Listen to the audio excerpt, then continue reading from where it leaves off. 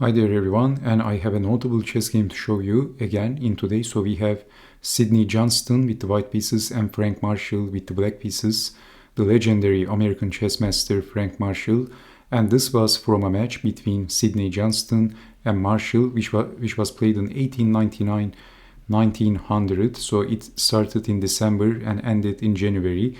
So the match was played in the Chicago Chess and Checker Club in Chicago, United States, and the winner of the first 7 games, draws, was not counting, to be declared the victor. So Marshall won this, but it was a narrow victory. The final score was 7-6.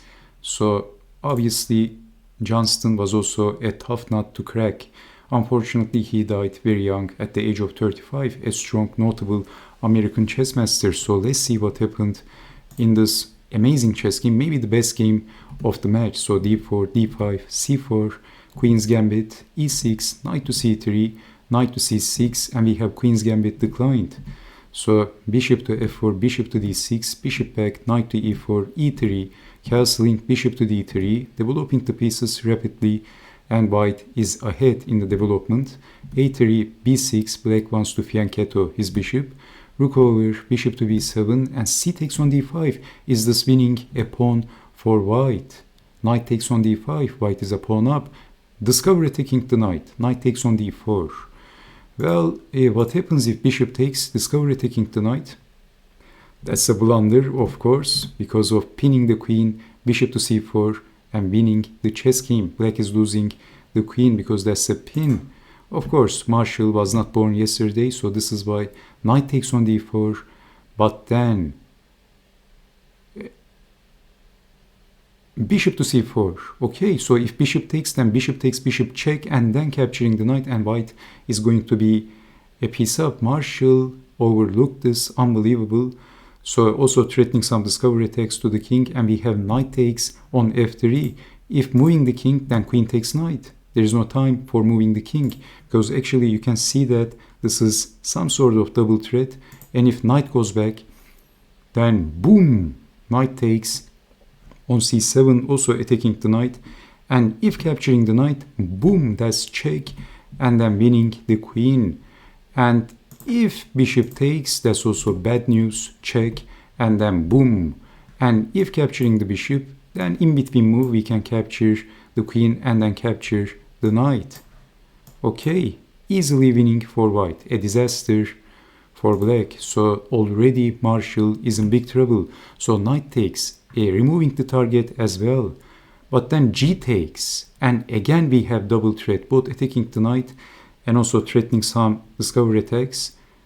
So if something like b5, then bishop to a2, so c5, and then we can capture, so c4. But in the real chess game, Marshall wanted to save this piece, which was a mistake, because after knight takes, I mean, if something like knight goes back here, then we can take the knight with check. And if knight goes here, for example, then we can take the pawn and then take the rook with check, I guess, if I'm not mistaken. So knight takes on g3, already a very difficult position. And then knight to e7, that's check. So what else? Moving the king. And what would you do in this position if you had the white pieces? Let me give you a few seconds. It's actually very simple. It's elementary level. I mean, if you can't see these moves, you need to consider playing checkers. I'm just kidding, of course. Okay. Boom, knight to g6 by Johnston, and basically Marshall is getting checkmated by force. So that's the only move, and then Johnston captured the knight with the h-pawn, unleashing the rook on the king, only defense, and then boom, rook takes on h4, and that's knockout, KO. At move 18, and Marshall is getting checkmated. So thank you so much for watching. I hope you have enjoyed watching this incredible slashing, dashing, violent, vicious attacking chess game.